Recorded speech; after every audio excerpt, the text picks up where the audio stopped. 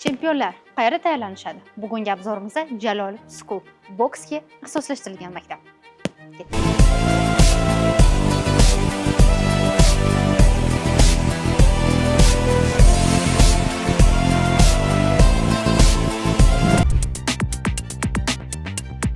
Bugungi obzorimizda Jalolov School boksga ixtisoslashtirilgan maktabi va bizga Sherzodga hamrohlik qiladilar va maktabni tanishtirib beradilar. Assalomu alaykum. Va alaykum assalom. Assalomu alaykum. Xush kelibsizlar bizning maktabimizga. Men Foziljon Sherzod G'anjonovich, men maktabda yo'riqchi ustuvchi lavozimida ishlayman. Xush kelibsizlar. Savollar bo'lsa, to'liq tushuntirib aytib beraman. Demak, maktabning umumiy maydoni qancha? Maktabimiz umumiy maydoni 1 gektar yer maydoniga qurilgan 4 qavatli bino. Asosan birinchi qavatimizda shu sport zal, rahbariyat xonalari, dushovoy, 2-3 o'quv korpuslari, 4-etaj yotoqxona bir tarafida, ikkinchi tarafimizda to'liq mehmonxona sifatida qurilgan, 3-to'rimizda to'liq bolalarimiz uchun yotoqxonalar joylashtirilgan. Tushunarli. Demak, birinchi sinf xonalaridan boshlashdan oldin unda shu yerga ahamiyat bersak, ya'ni bu yerdagilar ko'rib ketsak bo'ladi. Bu bizni yutuqlarimiz, lekin undan tashqari shaxsan Bahodirning o'zini yutuqlari, mana Bahodirjonning o'zini shaxsiy kashf yutug'i, professionaldagi IBD kamari, shu ikkovi. Qolgan hamma yutuqlar biz o'zimiz sportchilarimiz yutuqlari hisoblanadi, mana shu o'qishga kirgandan beri.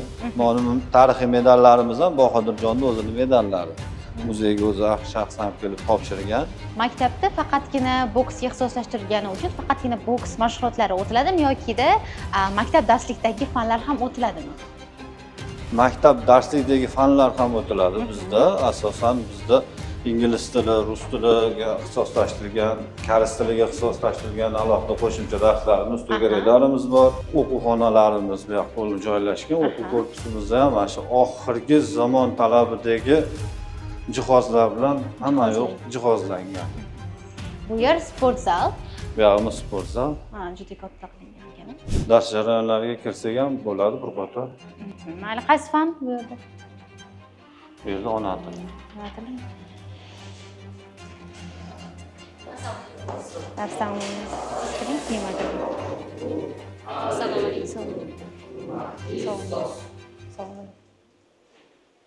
Assalomu alaykum. Ona tilimi, adabiyot? Adabiyot darsligi. Darslar necha daqiqadan davom etadi? Darslarimiz maktab programmasi 45 daqiqadan davom etadi. Ertalabki programma 3 soat, abitdan keyingi programma 2-3 soat deb o'rtacha 5-6 soatlik kunlik darsligimiz bor. Chunki mashg'ulotlarimiz ham bularda yuqori sinflarimizda 8, 9, 10, 11 da ertalab soat 8:30 dan 10 gacha mashg'uloti bor, 10:40 dan darslari boshlanadi. Shundan keyin abitdan keyin o'qishi bo'ladi. Kichkina sinflarimiz mashg'ulotda bo'ladi. Bular hozir shunda nechinchi sinf o'quvchilari? Bular hozir 9-sinfimiz bizlar. Chempionlar, iqtidorli bolalarimiz, bular hammasi. Jihozlarimiz mana o'zingiz ko'rganingizdek oxirgi elektron doskalar. Va bu yerda hammasiga alohida stol qilingan ekan, individual. Alohida qilingani ham bor, lekin katta bittada ikkitali o'tiradigani ham bor. Bitta sinfda nechta o'quvchi o'tiradi? Taxminan bitta xonada. Yo'q, bizda har bitta sinfda 24 tadan bolamiz bor. Qabulimizda jami 168 nafar sportchi o'qiydi. Shu 5-sinfdan 11-sinfga qadar har bitta sinfda 24 tadan bo'ladi. Qaror ustavimiz bo'yicha shuni 40% qizlar deb belgilangan. Hozirda bizda 14 nafar jami qizlarimiz bor. Umumiy maktabda. Umumiy maktabda. Hozir kirganimizda ham qizlar yo'q ekan. O'zi umuman olganda qabul jarayoni qanaqa maktabga? Qabul jarayoni shu maktabgacha maktab ta'lim vazirligi tizimidagi agentlikda maxsus buyrug'i bilan qabulimiz har oyda iyun oyida qabul jarayonlari bo'ladi. Payman qabul saytida avtomatik ota-onalar topshiradiganlar o'zi topshiradi. Undan saralab olingandan keyin imtihon jarayonlari boshlanadi. Imtihon jarayonlarida 2 bosqichda bo'ladi. Birinchisi sport, ikkinchisi test. Testimiz ham psixologik testlar topshiriladi. Demak, u 5-sinfdan olinadi. Faqat 5-sinf uchun. Qolgan sinflarimizda mabodo joyimiz bo'lsa, O'zbekiston chempionat va kuboklarida faxrli 1, 2, 3-o'rinni olgan iqtidorli bolalardan saralab olinadi. Maktab nechinchi yilda tashkil etilgan? Maktabimiz prezidentimizning qarori bilan 2024-yilda topshirildi foydalanishga. 2024-yil shaxsimiz yurtboshimiz kelib ochib bergan bu maktabda 24-yildan beri ish faoliyatimizni boshlaymiz. Men hozir biz binoni 3-qavatidamiz. Binoni 1, 2 va 3-qavatlarida aynan o'quv xonalari joylashgan. O'quv xonalaridan tashqari bu yerda bizni bolalarimizga alohida kutubxonamiz ham joylashtirilgan. Kutubxonamizda ham o'ta ko'p kitoblar nabori. Hozir kirib ko'rishingiz mumkin. Hozir yotoqxonaga chiqamiz. Yotoqxonaga chiqamiz. Yotoqxonamiz asosan aynidan bu yoqda qizlarimiz yotadi, naryoqda kichkina sinflarimiz yotadi. Inoy tarafdan ko'rib turganingizda shu 3-4 etajlarimiz bolalarimiz yotoqxonasi. U yoqda ham yotoqxona, bu yoqda ham yotoqxona qilingan. Umumiy maktabda nechta o'quvchi bor? 168 ta o'quvchi bor. Har bitta sinfda 24 tadan. Yotoqxonalarda hammasini kim joylashgan bo'lsa, o'shani rasmlari bilan turilgan. Hammasini o'zini rasmlari bilan xonalarni ham ko'rsak bo'ladi.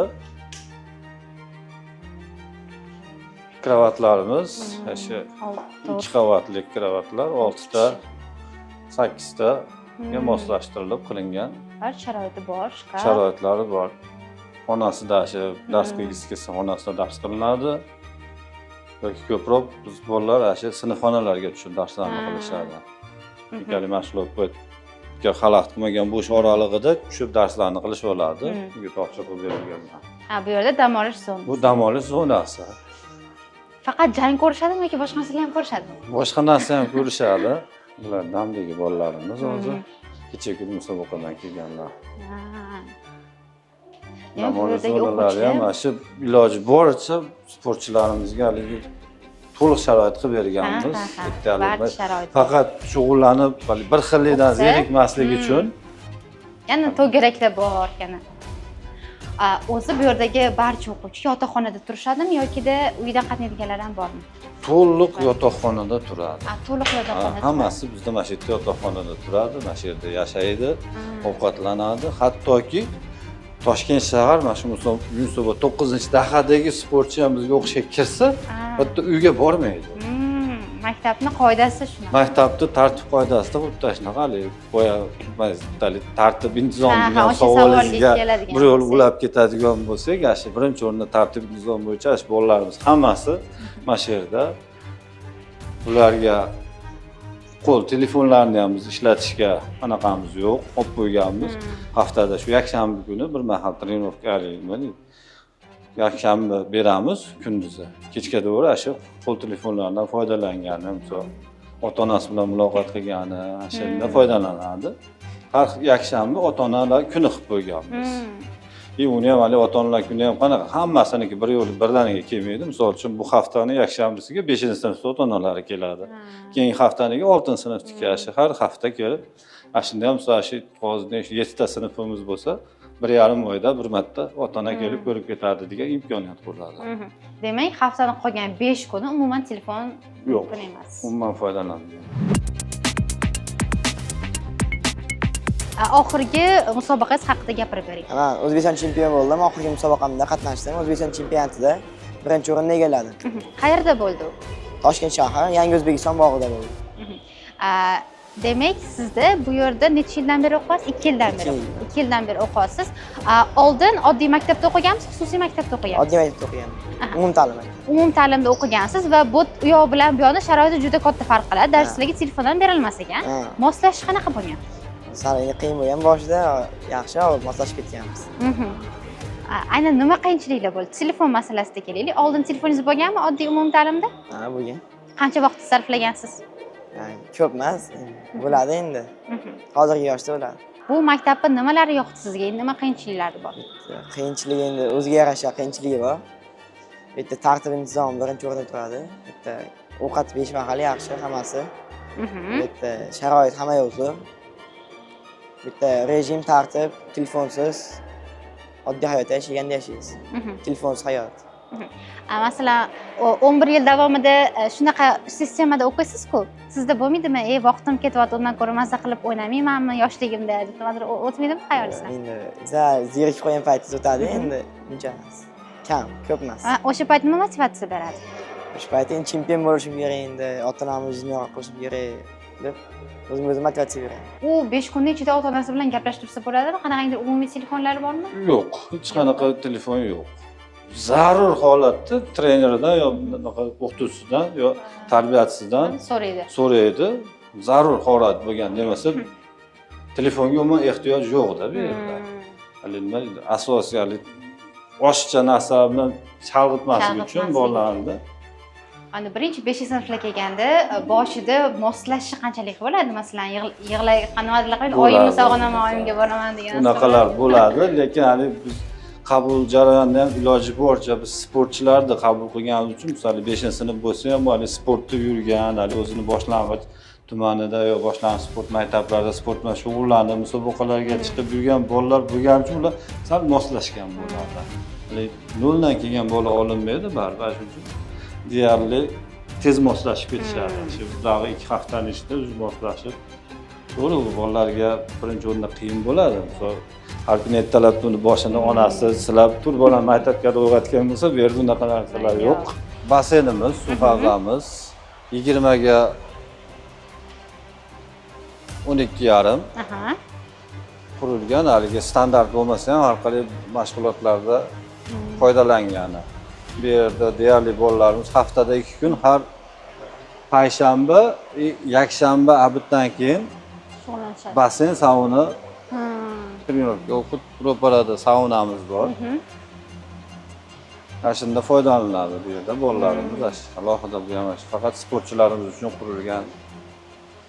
Undan tashqari qo'shimchalik bo'sh vaqtda aholiga pulli xizmat ko'rsatish anaqamiz bor. Demak, chetdan ham odamlar kelib bemalol shug'ullansa bo'ladi. Bo'ladi. Bizda unaqa sharoitimiz ham bor. Hali hozirgi kunda o'z tushunasiz, zamon talabi, qo'shimcha daromad bo'lsa, o'zi mana elektr energiya uchun kommunal xizmatlariga to'lanishiga kerak bo'ladi. Endi kun tartibi haqida gaplashadigan bo'lsak, ular payjom soat ertalab 6 dan turishadi. Kun tartibimiz bo'yicha 6 dan turiladi. 6 dan 7 gacha yuvinib, tayyorgarlik qilishsa, soat 7 dan 7:45 gacha zavtragimiz bo'ladi. Ertalabki birinchi zavtragimiz bo'ladi. Zavtrak deb keyin 8 dagilar darsga chiqadi. 8:30 da shu yuqori sinflarda to'garak mashg'ulotlar boshlanadi. 8:30 dan 10:30 gacha, 10 gacha ularda mashg'ulot bo'ladi. Keyin yana unga 40 minut ularni yuvinib, tananib, dars programmasiga tayyorgarlik ko'rish uchun ular boshlanadi. 10:40 da ular darsga chiqib ketadi. Narigilar, darsdagilar 3-soatini 10:45 da tugatib turib, ular mashg'ulotga soat 11 da mashg'ulotga tushadi. 11 dan 12:30 gacha mashg'ulot davom etadi ularga. Keyin soat 1 dan 1:40 gacha bizda obedimiz bo'ladi.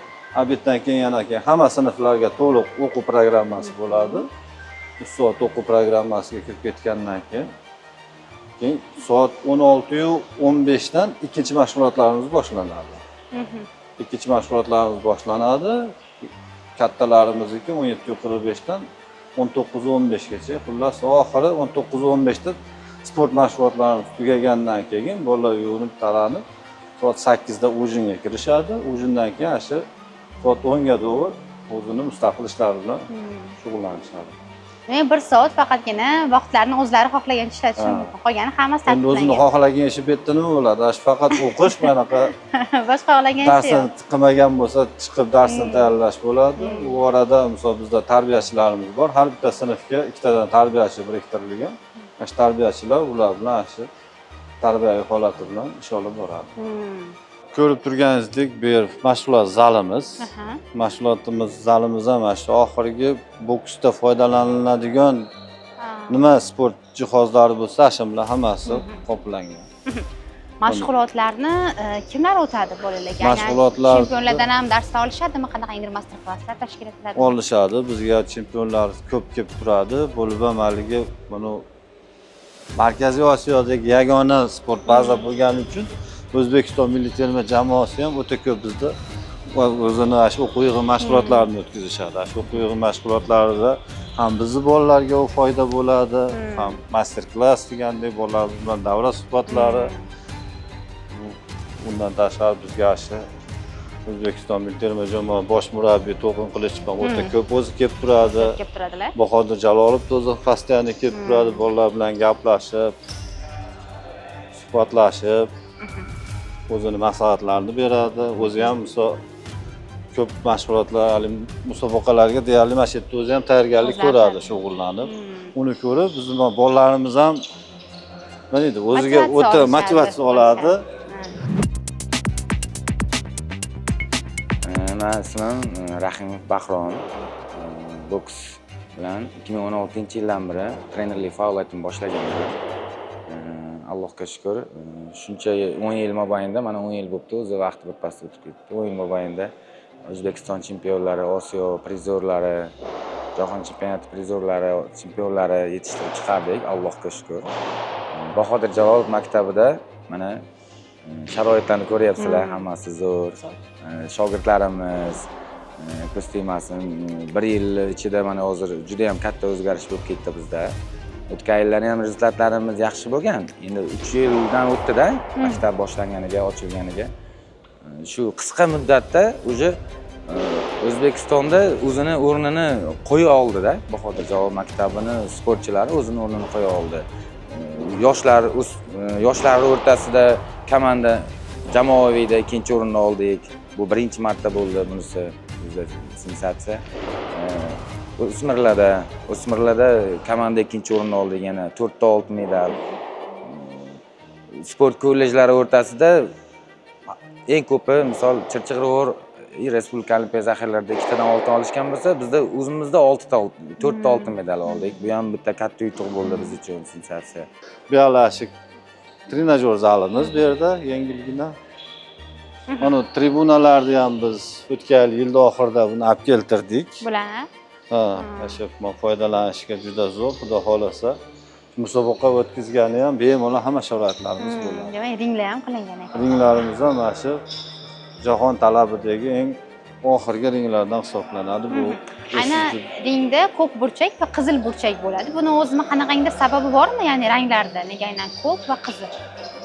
Boksda ko'k formada, qizil formada shu chiqishadi. Endi eskidan ana bo'lgani uchun shu qizil burchakda qizil formadagi sportchi chiqadi, ko'k burchakda ko'k formadagi sportchi. O'zi jang paytida aynan formani, rangini tanlash imkoniyati bo'ladimi jang? Yo'q, uni musobaqa jarayonida, misol uchun hali jiribovka qilinganda kim qaysi anaqaga tushishi, qur'a tashlanishiga qarab turib, shunda o'zi chiqadi. Kimdir shu blue, kimdir red bo'ladi. Shunga qarab turib, shu qizil ko'kda kim qaysi nimada chiqayotgan bo'lsa, shu formani kiyib chiqadi.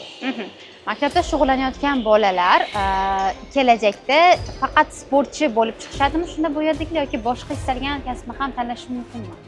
Boshqa istalgan kasbni ham tanlashi mumkin. Bu yerda faqat sportchi tayyorlamaymiz, lekin birinchi o'rinda biz mana bitiruvchilarimiz ham sportchi bo'lib chiqadi, ham o'sha sport mutaxassisi bo'lib chiqadi. 11-sinfda bitirishiga bizda o'shaning trenerlik sertifikati beriladi, xabaringiz bo'lsa. Trenerlik faoliyatini olib borish uchun ruxsatnoma bilan chiqaramiz biz. Biz Vazirlar Mahkamasining qarorida, 524 sonli qarorida xuddi shu narsa yozilib ketgan.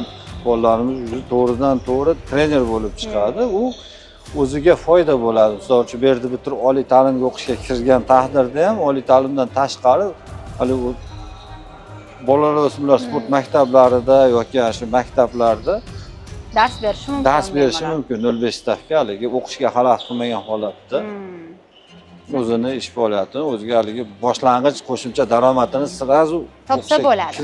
Kirishiga topsa bo'ladi. Bu yerda hozir kichkina sinflar shug'ullanishadi-da. Ha, bu yerda hozir 5-chi, 6-chi, 7-chi sinflarimiz mashg'ulot jarayonida. Aha, sportchiga aynan zo'r professional aynan shug'ullanishdan tashqari yana qanaqangi xarakter kerak bo'ladi ularda? Sportchida yana nima qanaqa odob jihatidanmi yoki xarakter jihatidan nimalar shakllantirish kerak? Birinchi o'rinda odob, tartib, intizomi bo'lishi kerak. Odobi, tartib, intizomi bo'lmasa, u sportchidan kelajakda zo'r sportchi chiqmaydi. Chunki u bizning gapimiz emas, bizdan oldingi ustozlarimiz ham mana shu bolani birinchi o'rinda tartib, intizom, odob, axloq bo'ladi. Keyin bo'ladi, sportchi bo'ladi. mana bular shug'ullanishyapti va o'zini boshqa oddiy maktabdagidan qaraganda jismoniy jihatdan bular ancha baribir ham kuchli bo'lishadi. Mana shu kuchini nazorat qilishga qanaqa yordam berishasiz? Bu ham juda ham muhim menimcha, nazorat qilish kuchini to'g'ri yo'nalishga yo'naltirish. To'g'ri yo'naltirilgan, haligi biz bularga uyingga jo'natganingda ham kerak bo'lsa oshna og'ayning bilan yoki ko'chada ketayotganingda ham birinchi o'rinda odobli bo'l, urishma. Oddiy bitta haligi sen undan ko'ra kuchliroqsan, o'zingning kuchingni doim nazorat qilgin. Seni oddiy sekin harakating ham kimnidir uchun juda kuchli. Juda kuchli, kimnidir kelib bo'lsa mayq qilib qo'yadigan darajada bo'ladi. Shuning uchun bitta bilinmagan harakating bilan, o'ylamagan harakating bilan o'zingni sportdagi yoki boshqa umuman hayotingdagi karyeringga to'sqin bo'lib qoladi deb o'ta qattiq, uni hali mana murabbiylarimiz ham o'ta qattiq ishlaydi. Oxirgi musobaqangiz haqida aytib bering. Oxirgi musobaqam O'zbekiston chempionatida faxrli birinchi o'rinni egalladim. 50 kg vazn toifasida. Birinchi o'rinni oldingiz. Qanaqa bo'ldi ashshang? Nimani his qildingiz? Taassurotlar juda aytolmayman. Hayajonli. Qiyin bo'ldi. Raqiblarimiz kuchli. Ularga tayyorgarlik ko'rdik. Xudoga shukr, g'alaba qozondik. Musobaqaga yaqin 2x ga ko'proq mashg'ulot bilan shug'ullansanglar kerak. O'zimma mashg'ulot paytida qattiq jarohat olgan holatingiz bo'lganmi? Yo'q, jarohat kuzatilmagan. Bo'lmagan. Qattiq jarohat olmaganman. Olmagansiz. O'zimma olganda aynan boksda eng qattiq jarohat qanaqa bo'lishi mumkin? Eng qattiq jarohat shu qosh yorilishlari bo'ladi. Shu ringda, musobaqalarda qosh yorilishlari, travmalar ko'p kuzatiladi. O'sha mashg'ulot, o'sha qoshi yorilgandan keyin qancha paytgacha u shug'ullanish kerak emas bo'lib qoladi yoki qancha payt shug'ullanish? Qosh yorilgandan keyin 2-3 kundan keyin shug'ullansa bo'laveradi. Sizda moslashish qanaqa bo'lgan? Moshlash yaxshi, oson. Oldin siz umumta'lim maktabida o'qigansiz, oddiy maktabda o'qigansiz. 6-sinfda kelgansiz bu yoqqa. Bu yoqqa men 8-sinfda kelganman. 2025-yil sentyabrda kelganman. Endi 1 yil bo'ldi. 1 yil bo'ldi. 1 yil bo'ldi. Oldingi o'zingiz bilan hozirgini qanaqa farqi bor? Ta'sir qildimi? Katta farqi bor. Nimalarga ta'sir qildi maktab? O'zbekiston chempion bo'lishimga yordam berdi. Shu yerda ustozlarimga kattakon rahmat. Shu trenirovka jarayonlariga bizga yordam berib, xato kamchiliklarimizni aytib, to'g'ri yo'l ko'rsatdi. Shularga kattakon rahmat. Shuning uchun mana chempion bo'ldik. Ko'mingizdagi sportchi kim? Kimga havas qilasiz? Bahodir Jalol. Murabbiylarimiz ham eng zo'rlaridan zo'ri hisoblanadi. Mana shu oddiygina mana bir yilda o'zida natijalarimizni hisoblaydigan bo'lsak, 26-yil o'ta zo'r boshlandi.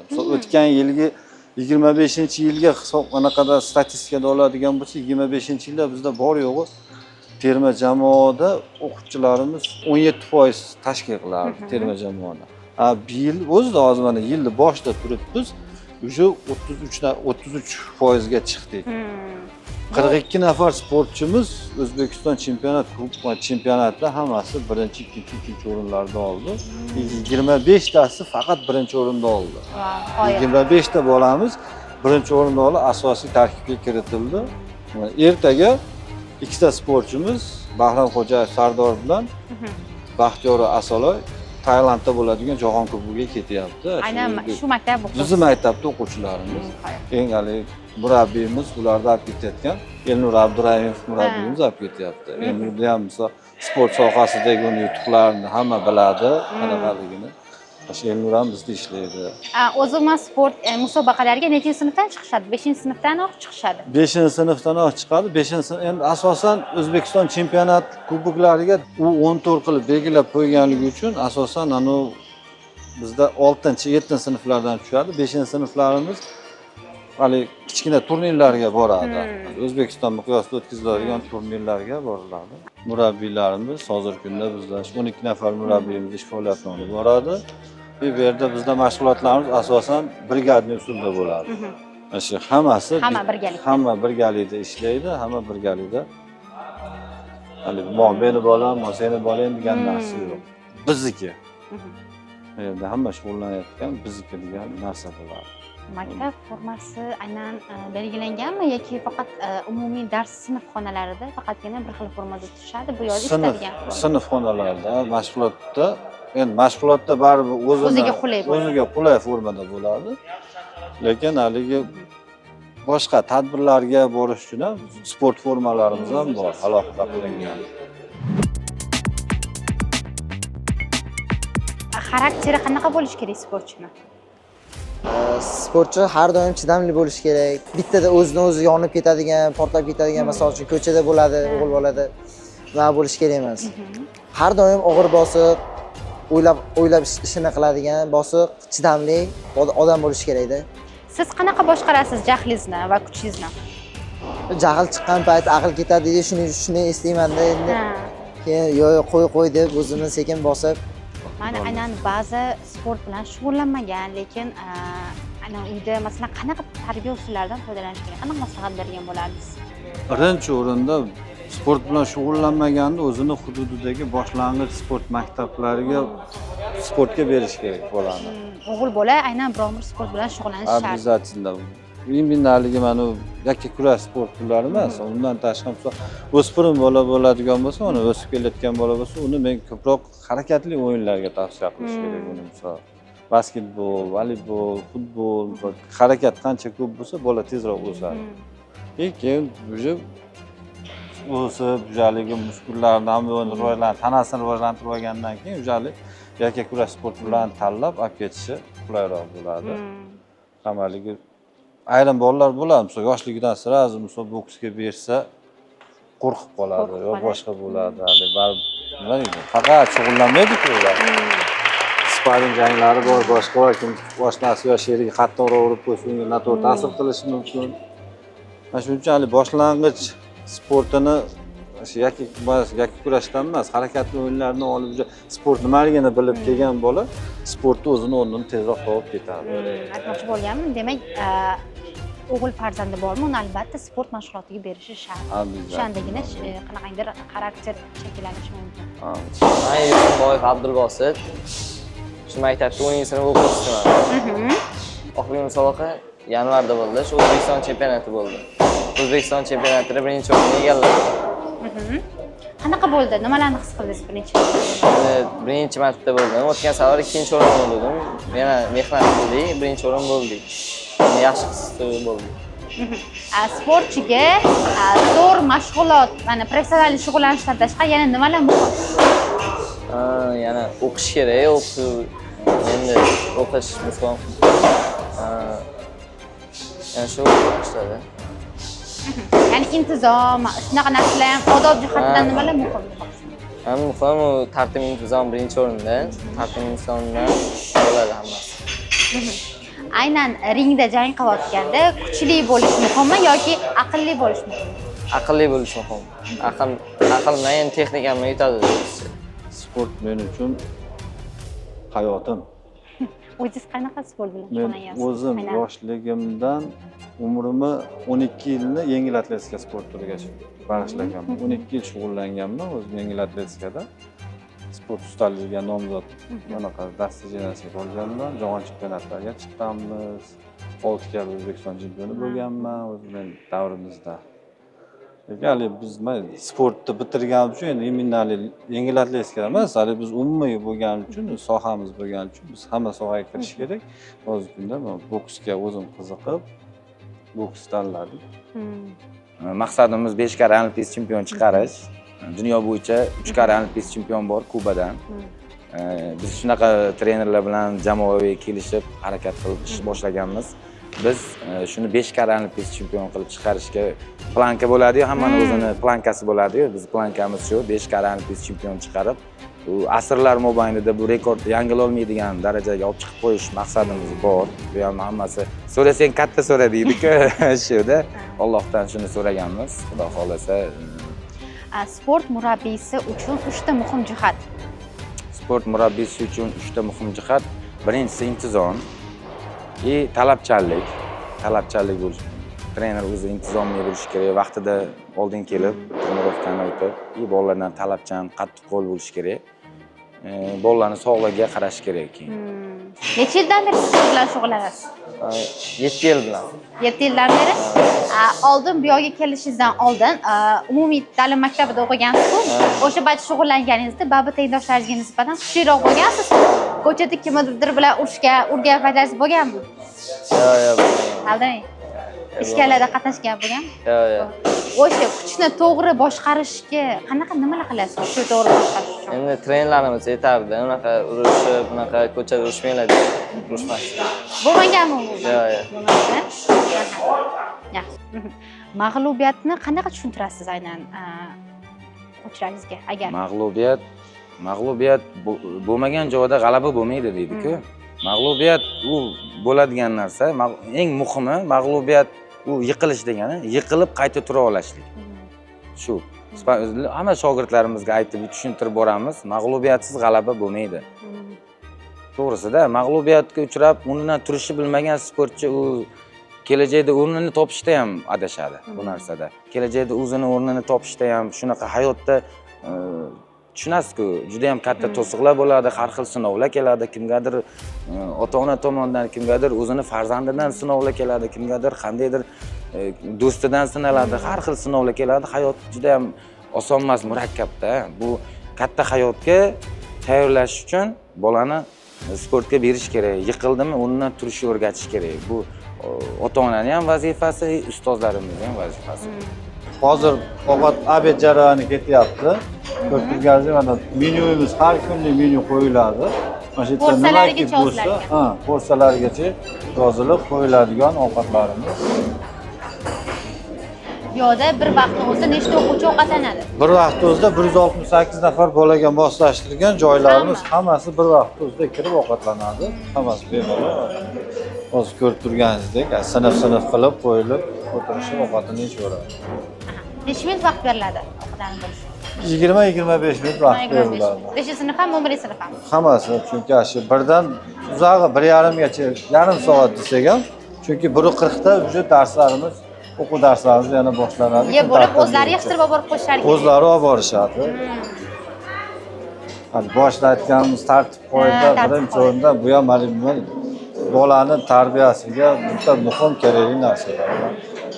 Bularni ovqatlanish jarayonida kimlar nazorat qilib turadi? O'zlarining trenerlarimi? Trenerlar nazorat qiladi, tarbiyachilarimiz bor nazorat qiladigan, shu yurib ovqatini yeyishini oxirigacha, yemayotganini, nima yemayapsan deb boshqa hali ko'p musobaqaga yaqin bolalarimiz hali bilasiz. Musobaqa boksda vazn asosiy. Agar kimdir vazn tashlash jarayonlarida bo'lsa, u hali vaznni nazorat qilish uchun trenerlar o'zi turadi boshida. Ovqatini hali baribir bor-ku, ko'proq yevorsa, o'zi vazn oshib ketadi, oshib ketsa, musobaqaga unga qiyin bo'ladi. Vazn tashlash jarayonlarini oldini olish maqsadida hali murabbiylar ayyorlik yo'lini yo'ldan topib, hali sportchiga vazn tashlayotgan bolaga kichkina qoshiqda ovqatlantirish degan narsa.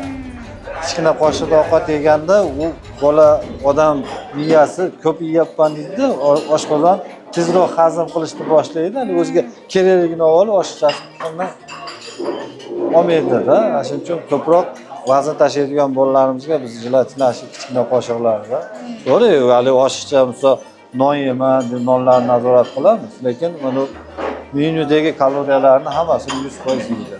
Mana maktab ko'rdik, tanishdik. Endi hali nima deydi, bu yerda baribir ota-onalarda, ko'rganlarda bar savol tug'iladi, bu o'zi qanaqa maktab, pulli maktabmi, pulsiz maktabmi, qabuli qanaqa, buncha sharoitlar davlatnikimi degan narsa. Bu 100% davlat ta'lim muassasasi, maktabgacha va maktab ta'lim vazirligi qoshidagi ixtisoslashtirilgan ta'lim muassasasi agentligiga bo'ysunamiz, to'g'ridan to'g'ri. Bu hali prezident maktablari hisoblanadi. Masalan, fanlarga ixtisoslashtirilgan prezident maktablarini bu sportda. Xuddi shunday. Hali ko'pchilikdan biz ko'chada yurganimizda eshitib qolamiz, Jalolov maktabi desa, u Bahodirjon o'zi ochgan ekan degan fikrga boradi. Yo'q, bu Bahodirda nom berilgan prezident maktabi ta'lim muassasasi hisoblanadi. Sport bolani o'zini kelajagini, o'zini kelajakdagi maqsadini qo'ya oladigan bir yutuq inson bo'lishiga bir turtki bo'ladigan narsa. Har bitta ota-onaga aytardim, sportga berishsin. Qaysi sportga bo'lishdan qat'iy nazar, bolani qiziqishiga qarab kelib chiqib, kurashga qiziqadimi, bokskami, u sportda o'rni katta bo'ladi. U kelajakda o'zini sog'lom fikri bo'ladi. Birinchi o'rinda IQsi kuchli bo'lmasa, baribir raqibiga nima deydi, tezroq fikrlab, tezroq harakat qilish kerak. Shuning uchun IQga Boya shuni savol berdik. Aynan ringda kuchli bo'lish muhimmi yoki aqlli bo'lish muhimmi? Aqlli bo'lish muhim. Bunda kuch muhim emas. To'g'ri, kuch ham kerak, lekin aql ko'proq kerak bo'ladi. Kuchni to'g'ri sarflash kerak. Chunki kuching bo'lib turib, aqling bo'lmasa, kuchni to'g'ri qayerga sarflashni bilmaydi. U yuraveradi ringda aylanib, mana shu quvib, o'zini qiynab. O'zi aynan ring tarixida eng uzoq davom etgan ring necha daqiqa yoki soat?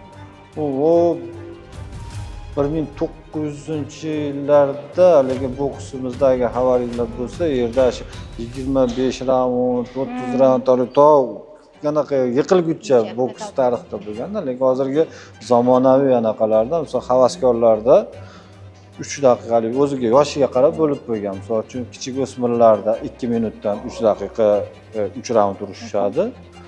O'smirlarga o'tganda o'sha 3 minutdan 3 raund urishadi. Shunday qilib belgilab qo'ygan. Havaskor boksda 3 raund urishadi 3 minutda. Уже haligi professionalga o'tgandan keyin 5 raundlik, 7 raund. Aynan bugungi obzordagi maktabda esa aynan mana shu sportchilarga xos bo'lgan tizimni ko'rishimiz mumkin. Agarda video foydali bo'lgan bo'lsa, yaqinlaringizga ulashing va Pro Maktab kanaliga obuna bo'lishni unutmang.